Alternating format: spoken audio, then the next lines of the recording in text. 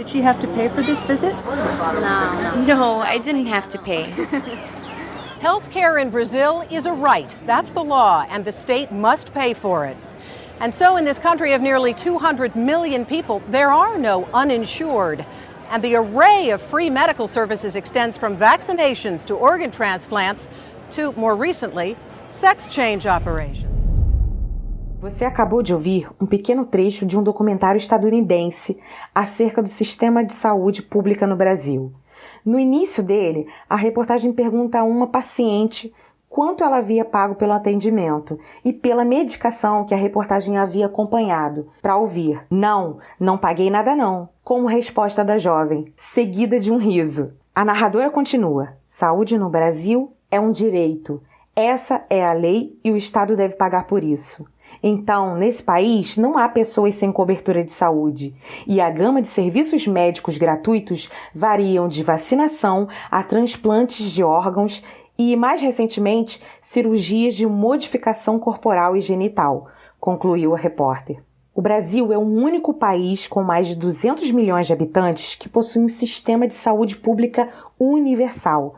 Por isso, a surpresa da repórter e o choque de muitas pessoas ao redor do mundo a descobrirem a universalidade do nosso sistema. Enquanto internamente costumamos tecer apenas reclamações ao SUS, Sistema Único de Saúde, que sim, deve sofrer críticas e cobranças, obviamente por melhorias pela população, mas o SUS é um dos maiores sistemas de saúde pública do mundo. É um modelo que pode servir de inspiração para muitos países do globo, como nos explica o ex-ministro da Saúde, José Gomes Temporão. Bom, o Brasil se inspirou em algumas experiências muito bem-sucedidas de políticas públicas de saúde, né? Principalmente a experiência inglesa do pós-guerra, a experiência canadense, dos países europeus que têm sistemas universais, né? Também de Cuba, que tem um sistema universal importante. E a saúde pública brasileira é extremamente respeitada em termos globais. Não só a saúde, mas a ciência, os cientistas, os epidemiologistas brasileiros, né? Realmente foi uma façanha construir num país tão desigual, num país tão complexo, tão grande, com tantas dificuldades de toda a ordem, políticas, administrativas, financeiras, construir o SUS, né? E é curioso porque muitos brasileiros que estão saindo do Brasil e vão para a Europa, vão para Portugal, por exemplo, né? E em Portugal nós temos um sistema universal que funciona muito bem, é um pouco mais antigo que o nosso SUS, o Serviço Nacional de Saúde português, né? E lá eles têm acesso a tudo sem pagar nada, quer dizer. O Brasil tem esse problema que é uma certa visão de que o SUS é bom para os pobres e de que ter um plano de saúde faz parte do processo de ascensão social, que é uma grande estupidez, né? Então nós temos que olhar para dentro, ver esse patrimônio, que é um patrimônio não apenas do Brasil de hoje, mas é um patrimônio intergeracional, se projeta para o futuro, para os nossos netos, bisnetos, para as novas gerações, né? E tratar o SUS como isso, como um patrimônio da nação que deve ser priorizado, sustentado, incentivado, estimulado e qualificado. E falando ao Brasil, declaro promulgada o documento da liberdade, da dignidade, da democracia, da justiça social do Brasil. Que Deus nos ajude que isto se cumpra. Em 1988, com a promulgação da Constituição Federal Brasileira, ficou determinado como dever do Estado garantir saúde a toda a população brasileira, instituindo assim o SUS. 2 anos depois, em 1990, o Congresso Nacional aprovou a Lei Orgânica da Saúde, que detalha o funcionamento do sistema e institui as resoluções que continuam até hoje. A partir daí, a população brasileira passou a ter direito à saúde universal e gratuita. O SUS vai muito além de procedimentos ambulatoriais e consultas médicas. Na verdade, o SUS é responsável por outras dezenas de atribuições que nem imaginamos. A partir da Anvisa, que faz parte do SUS, é realizado o controle de qualidade e higiene de alimentos, cosméticos, produtos de limpeza, vacinas, transplantes, cigarros e medicamentos no Brasil. O SUS promove e financia projetos de ensino, pesquisa e assistência em saúde. É o SUS que identifica e controla as epidemias de doenças no Brasil. É do SUS o maior sistema público de transplantes do mundo, com registros de até 95% de todos os transplantes realizados anualmente no país sendo feitos pelo sistema público. São do SUS as ações de controle do tabagismo que vem registrando reduções consistentes no volume de tabagismo no país. É parte do SUS a rede brasileira de bancos de leite humano, com mais de 200 bancos distribuídos em todos os estados brasileiros e reconhecida pela Organização Mundial de Saúde, OMS, como uma das ações que mais contribuíram para a redução da mortalidade infantil no mundo. O Sistema Único de Saúde é muito maior e mais abrangente do que se imagina. Natália Diógenes, assistente social e doutora em psicologia, explica. No nosso país, a gente tem um problema grave construído pelas elites, que é o de relacionar o SUS a longas filas de espera, a imagens caóticas de pessoas em condições insalubres nos corredores dos hospitais, sem atendimento, né? E tudo isso ergue um imaginário social de que o SUS não funciona. Reduz toda a grandiosidade desse sistema a uma imagem que não condiz com sua potência. Bom, quando eu digo isso, não quero negar a discussão do que o SUS tem problemas de implementação, de administração, etc. Porque isso é uma realidade no nosso país. Mas é importante reconhecer o quanto o SUS é vital para a população brasileira, em especial a população negra e periférica, e para as mulheres. Diversos serviços são ofertados, né, pelo SUS, apenas pelo SUS, né, como tuberculose, tratamento de HIV/AIDS, né. O SUS garante a cirurgia para que as pessoas trans tenham o direito de ser elas mesmas. Isso é serviço, isso é um serviço ofertado pelo Sistema Único de Saúde. Né? Os serviços de aborto legal são oferecidos pelo SUS. Então, as mulheres vítimas de violência, que tem uma gravidez decorrente dessa violência, desse estupro, ela tem um serviço garantido pelo SUS para que ela possa interromper essa gestação. A cirurgia reparadora para mulheres que foram mutiladas devido à violência de gênero também é garantida pelo SUS. Né? Diversas campanhas, porque a saúde não pode ser restringida a tratamento, saúde também é prevenção. Né? O SUS oferece, nesse caminho, também oferece práticas integrativas, né? Colocando em prática, né, o princípio da integralidade. Então, o SUS oferece um leque de serviços que se contrapõe a essa imagem caótica, né, que insiste em erguer da saúde pública no Brasil. Mas eu acredito que a maior contribuição do SUS seja justamente a mudança de paradigma que ele propõe. A saúde como um direito humano.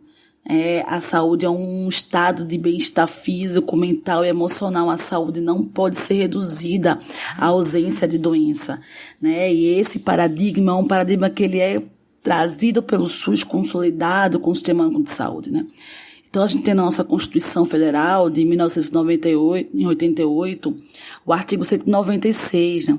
A saúde é direito de todos e dever do Estado, garantido mediante políticas sociais e econômicas que visem a redução do risco de doença e de outros agravos e ao acesso universal e igualitário às ações e serviços para sua promoção, proteção e recuperação. Então, quando a gente pensa em saúde, a gente precisa pensar no direito ao lazer, ao transporte digno, à moradia, ao trabalho, ao saneamento básico. Saúde é um processo coletivo e não meramente individual. Então, essa concepção complexa jamais seria dada pela livre iniciativa, cujo objetivo é apenas o lucro, o enriquecimento de um conglomerado, de um grupo, né, de poucas pessoas, e não o bem-estar de uma população inteira. Um outro ponto fundamental do SUS é a participação democrática popular.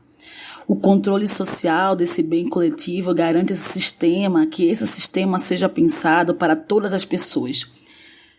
Nós temos, graças a esse processo democrático chamado SUS, a Política Nacional de Atenção à Saúde dos Povos Indígenas, por exemplo, a Política de Saúde da Mulher, da população negra, também saúde do homem, né, devido às especificidades que esse grupo populacional apresenta, e tudo isso norteado pelo princípio da equidade. O SUS é um patrimônio do Estado e do povo brasileiro e precisa ser defendido enquanto tal. Na 8ª Conferência Nacional da Saúde, em 1986, a primeira conferência que participaram os usuários, que não era SUS ainda, era SUDES, a gente vai ter uma gama, uma pluralidade de sujeitos políticos participando dessa conferência. Mulheres, homens, população indígena, população negra, Então isso mostra essa potência que é o Sistema Único de Saúde, Para além dos serviços que ele oferece, que por si só já são vitais, também é esse paradigma, Essa mudança de mentalidade, De que o Sistema Único de Saúde, ele é um bem, Ele é um bem coletivo que tem como objetivo o bem-estar da população brasileira. Para Temporão, o SUS ainda não pôde cumprir plenamente sua missão e seus objetivos, mas mesmo assim, sua capacidade de atendimento e resiliência são impressionantes, como ele nos explica. O SUS, ao longo desses 32 anos, a partir da inscrição da saúde como direito de todos e dever do Estado na Constituição brasileira, é um sucesso incrível em termos de aumento do acesso, aumento da cobertura, controle de doenças, redução da mortalidade infantil, redução de mortalidade por doenças crônicas, controle do tabagismo, política de transplantes, de controle da AIDS, de atenção primária e saúde. É o país que tem o maior programa de atenção primária, o programa de saúde da família. E, como dizia o saudoso Sérgio Aroca, parafraseando Norbert Elias, o SUS é o processo civilizatório brasileiro, a expressão do processo civilizatório brasileiro. Mas o SUS nunca pôde, durante esse período de existência, cumprir plenamente sua missão, seus objetivos, porque não foi apoiado na sua radicalidade por nenhum governo, nem do ponto de vista da sua sustentabilidade econômica e financeira, nem do ponto de vista da sua sustentabilidade política. Ao longo dessas décadas, o que nós vimos foi uma fragilização do SUS e um crescimento importante do setor privado, de planos de seguro-saúde, que cresceram à luz de subsídios e renúncias fiscais. Então, nós temos que aprender com o que vimos agora durante o ano de 2020, onde o SUS foi absolutamente fundamental para evitar uma tragédia de proporções estratosféricas. A resiliência do SUS, a sua capacidade de atendimento foi colocada à prova. E a minha expectativa é que a sociedade brasileira aprenda com isso e proteja o SUS, viabilize o SUS, sustente o SUS, para que o SUS possa, de fato, se transformar no sistema universal de saúde para todos os brasileiros, sem qualquer tipo de distinção. Proteger e viabilizar o SUS traz como consequência a proteção e viabilização de nossos programas e capacidades de vacinação. A Organização Pan-Americana da Saúde pondera o processo de produção de vacina brasileiro como referência internacional. O país conta com mais de 36 mil salas de vacinação espalhadas por todo o território que aplicam por ano centenas de milhões de imunobiológicos. Essa marca coloca o Brasil como um dos países que mais oferecem vacinas pela rede pública de saúde. Além de distribuir 25 tipos de vacinas gratuitamente no território nacional, o país ainda exporta doses para mais de 70 países, sobretudo africanos. O Brasil tem o melhor programa de vacinação do mundo. O PNI foi criado em 1973 e durante esse período nós conseguimos controlar a maior parte das doenças preveníveis por imunização: difteria, tétano, cachumba, poliomielite, tuberculose, hepatite B, HPV. E essa experiência do PNI ela é absolutamente fundamental. Nós não temos que nos espelhar em nenhum outro país ou nenhuma outra experiência. Na verdade, o mundo aprendeu muito com o Brasil em relação à realização e organização de campanhas de vacinação de massa. Todos os anos o Brasil vacina 80 milhões de pessoas em 3 meses contra a gripe, contra a influenza. Em 2010 nós vacinamos 100 milhões de pessoas, metade da população brasileira, contra o H1N1. O Brasil faz os dias nacionais de vacinação, o dia da gotinha, de combate à paralisia infantil e conseguimos vacinar 10 milhões de crianças no único dia. Desenvolvemos ao mesmo tempo capacidade tecnológica. Butantan e Fiocruz hoje são 2 produtores importantes de vacinas em termos globais, e capacidade logística, né, de levar a vacina em todo o território brasileiro, a todos os municípios, de maneira ágil, com qualidade, segurança e efetividade. Então, nós temos esse patrimônio. É um patrimônio absolutamente precioso nesse momento. E é em cima disso que nós temos a apostar todas as nossas fichas de que o Brasil poderá fazer uma excepcional campanha de vacinação contra a Covid-19, desde que o governo federal não atrapalhe. Infelizmente, o governo federal parece não cumprir essa expectativa que ouvimos no final da fala do ex-ministro. O governo federal atrapalha o andamento da vacinação contra a Covid-19. Instabilidade diplomática atrapalhando a importação de insumos, ausência de um plano eficaz de vacinação, negacionismo por parte do presidente que se mostra contra a vacina e afirma que não irá se vacinar, e disputa política que coloca parte da população receosa de que algumas ações acerca da vacinação estejam acontecendo apenas por oportunismo político.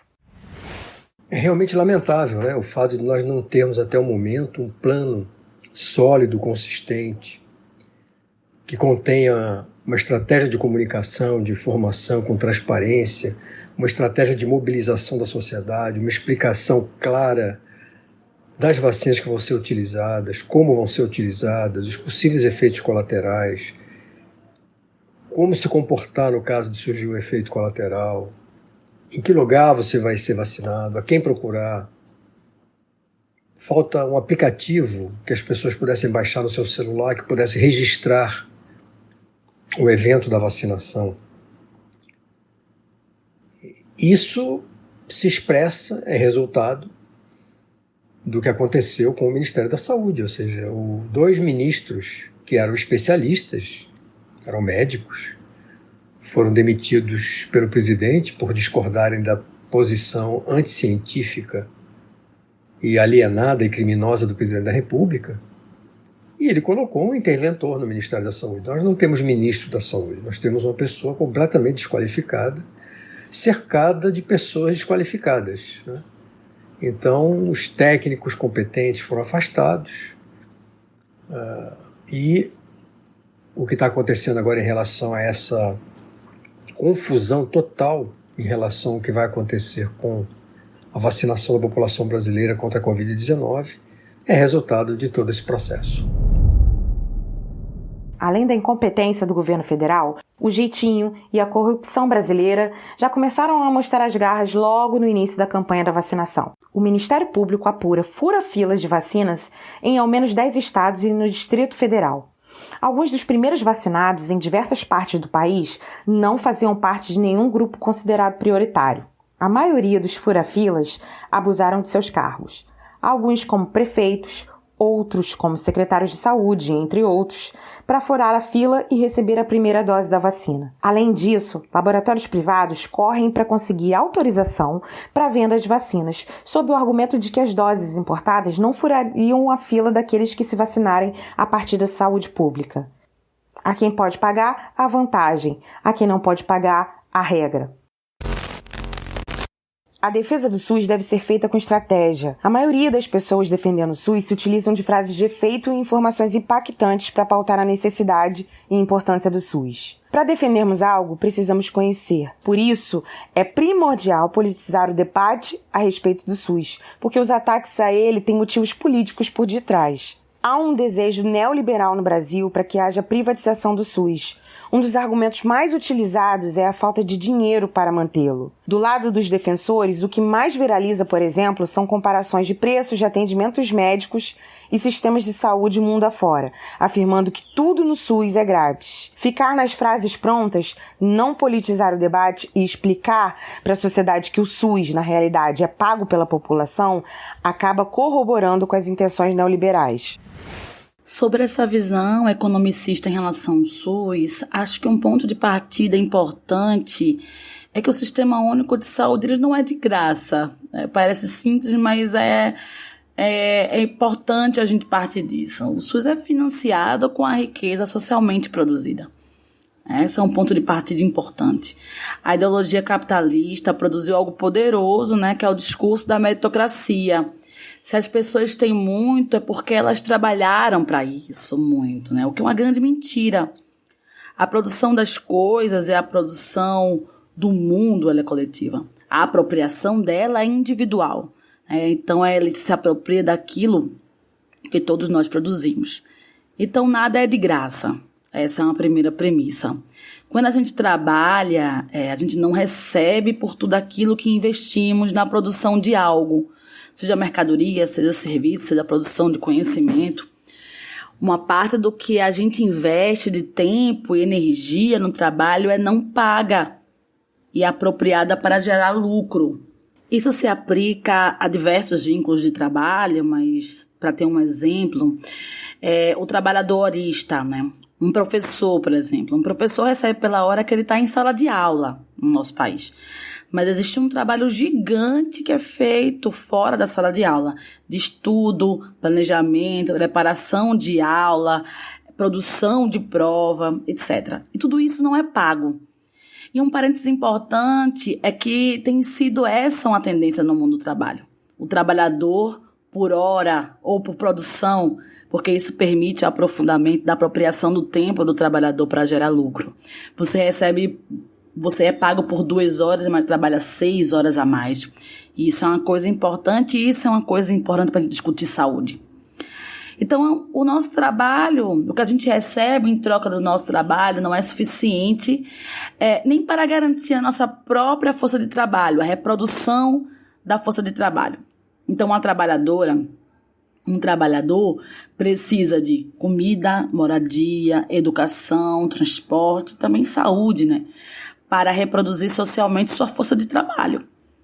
Claro que nós não queremos só isso, mas na sociedade do trabalho, alienado, essas são as regras do jogo, né, digamos assim, e que nós nos contrapomos cotidianamente, né? Importante salientar.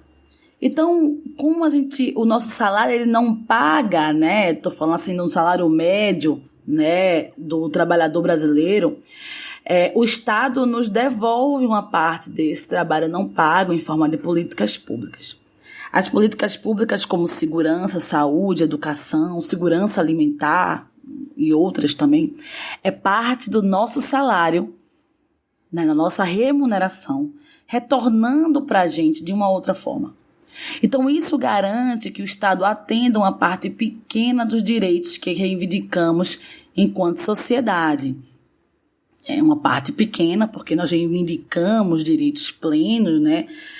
Nós reivindicamos, eu digo nós, movimentos populares, movimentos sociais, nós reivindicamos a socialização da riqueza socialmente produzida. Isso para a gente é democracia. A democracia não é simplesmente votar a cada 2 anos, democracia é isso, é acesso a bens e serviços, acesso a oportunidades e a socialização daquilo que é produzido socialmente, né? Então, a política de saúde pública, o SUS, é parte desse processo. Agora, claro, que a gente não quer só saúde para trabalhar. A gente quer saúde para viver e viver com dignidade em uma sociedade que o trabalho não seja a nossa própria vida, seja apenas uma parte dela, né? Ainda mais o trabalho alienado, um trabalho que adoece, né? Mas todo esse esquema foi para mostrar que nada é de graça no capitalismo e que o SUS ele não é uma benesse, ele não é algo grátis, né? O SUS é financiado pelo trabalhador com o seu trabalho, pela trabalhadora e pelo trabalhador com o seu trabalho. Deveria ter mais recursos, claro, né? O Brasil poderia, por exemplo, taxar grandes fortunas, né? Aí nós teríamos um dinheiro significativo para financiar as políticas públicas, né?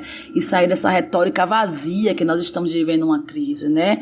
A população periférica, negra, pobre nesse país está em crise. Os grandes empresários não, né? Então, se a falta de recurso fosse realmente um problema no nosso país, a gente poderia taxar grandes fortunas e bilhões não seriam destinados, né, para emendas parlamentares, para se comprar realmente deputados, como aconteceu recentemente, né? Então o argumento neoliberal que o SUS não funciona porque é grátis, esse argumento leviano e falacioso, deveria nos levar à luta contra a lei do teto dos gastos públicos, por exemplo, e gastos aqui entre aspas, né? Nós consideramos investimento. Mas o neoliberalismo faz mais do que isso, né? Junto com as elites que estão na condição política do nosso país, gera uma verdadeira sangria do SUS. Um sucateamento perverso que é subjacente ao argumento que o SUS não funciona. Os grandes empresários da saúde privada desse país não querem que o SUS seja realmente pleno na sua implementação e funcionamento, para que possam vender cada vez mais planos de saúde, que esses sim não funcionam. Várias empresas de planos de saúde estão aí liderando as reclamações no PROCON. Então faz parte de uma lógica, né? Uma lógica que ela não é, ela é discurso, que ela é ação, né? Que é lobby, tudo isso. Então a politização do SUS, na minha opinião, é parte vital, né? Da própria continuação da existência desse sistema. Mas a politização não só do SUS, mas de toda a vida em sociedade, né? A gente não paga pelo SUS apenas com impostos, contribuições diretas, etc. A gente paga com o tempo do nosso trabalho, a gente não discute isso. É preciso desconstruir a premissa da meritocracia no Brasil. A gente precisa debater concentração de renda e de riqueza. Isso não é democrático. O Brasil é um dos países que mais concentram riqueza do mundo. Isso está completamente errado. A gente naturaliza a miséria, a gente naturaliza a situação de rua nesse país. E a gente precisa debater isso. A gente precisa discutir financiamento público das políticas, né? Na verdade, a gente precisa discutir, quanto sociedade, política econômica. Como funciona a produção da riqueza no nosso país? O que é o trabalho no sistema capitalista? Um caminho longo e complexo que a gente precisa fazer para levar o debate político coletivo do nosso país, do Brasil. Por hora, é fundamental a gente defender o SUS como um patrimônio do nosso país, nos distanciarmos realmente do argumento que ele é grátis. Ele é nosso, nós financiamos e temos direito a ele.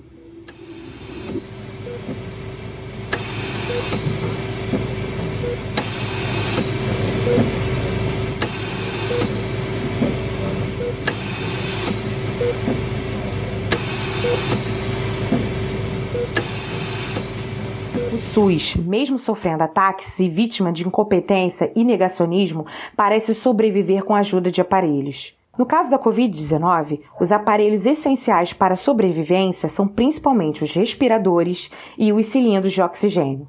No caso do SUS, os aparelhos são os profissionais da linha de frente, incansáveis na proteção da vida.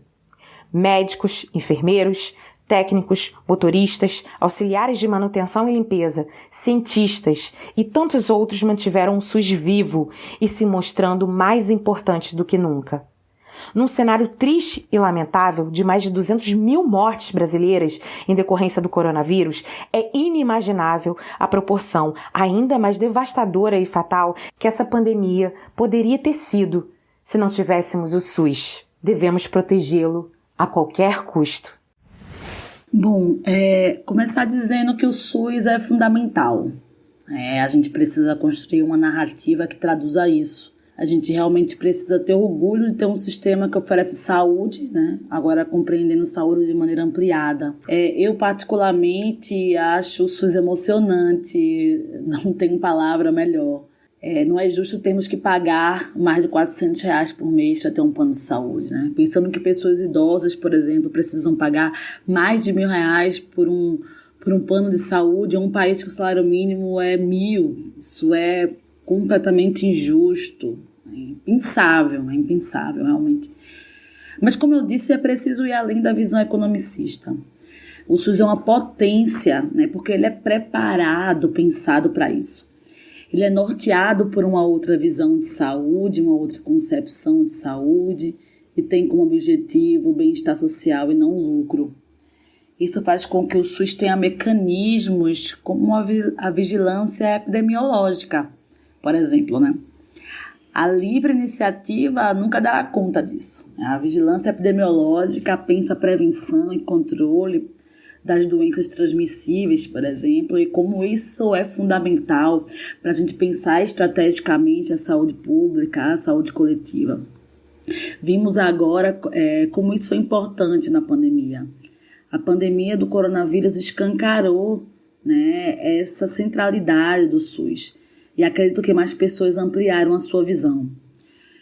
Veja, se nossas vidas ficassem nas mãos dos empresários da saúde, né, dos planos de saúde, não da saúde, né, o que aconteceria? Há uma vontade dos empresários de comprarem vacina de clínicas particulares para imunizar os trabalhadores, para eles voltarem a trabalhar e a economia não parar. Furar fila, né, já que o plano de vacinação precisa seguir uma lógica. Esses grupos, eles são voltados apenas ao lucro, né, e não à vida da classe trabalhadora, já que a premissa para a vacinação é que a economia não pode parar, né? Então isso está acima do direito humano à vida. Então esses grupos desconhecem ou fazem questão de desconhecer que a vacinação é uma estratégia coletiva. Não serve para muita coisa vacinar apenas grupos de pessoas, isso é uma montagem. É isso que o mercado e a livre iniciativa representam para a saúde no Brasil. Na verdade, esses grupos representam uma ameaça, né, à saúde pública. Então, quando a gente defende o SUS, a gente defende o direito à vida acima do lucro. A gente precisa da vacinação em massa, não para as pessoas voltarem a trabalhar, mas para a gente, enquanto sociedade, né, para a gente não ter mais mortes em massa, para a gente poder viver. Então, o mercado causa uma inversão de valores, né? O grande problema, o nosso problema atual, é que o SUS está refém de um governo fascista que mistura incompetência com mau caratismo e desprezo pela vida das pessoas. E as mais pobres, claro, as pessoas negras, né, aquelas que realmente precisam ainda mais do SUS. Todos nós precisamos do SUS, mas algumas pessoas precisam mais. E mesmo assim, mesmo nesse contexto, o SUS conseguiu e consegue ser o maior protagonista no enfrentamento a essa pandemia. Então, para mim, a imagem do SUS nesse contexto, por exemplo, são os indígenas sendo vacinados nos barcos, nos seus territórios. Essas imagens são emocionantes porque jamais as empresas teriam uma ação como essa. Defender o SUS é defender a vida em sua pluralidade, de forma equitativa, respeitando as diferenças. Tenho certeza que com uma condição política melhor, o Brasil estaria passando por essa pandemia de uma outra forma, com menos mortes. Mas mesmo com uma condição desastrosa, isso é importante a gente frisar, o SUS tem que conseguir exercer seu papel. Por exemplo, agendar um exame em relação ao do Covid no SUS é mais rápido do que nas empresas privadas. O próprio acompanhamento à distância das pessoas que estão com sintomas mais leves, o SUS conseguiu fazer isso nesse contexto e com esse tipo de condição. É importante que a gente reconheça isso. É importante na defesa do Sistema Único de Saúde. Então, nós temos um SUS, um sistema de saúde público avançado, sim. Então, a gente precisa, enquanto sociedade, participar urgentemente da sua defesa. Esse episódio tem áudios retirados da internet, pertencentes ao acervo da TV Senado e da World Fox Online. A Saída é uma minissérie original Ocoto. Você encontra conteúdos exclusivos no nosso Instagram, @OcotoBrasil. Eu sou Juliana Farias Sanches, narradora e produtora dessa minissérie, que tem edição e direção de Anderson Nick.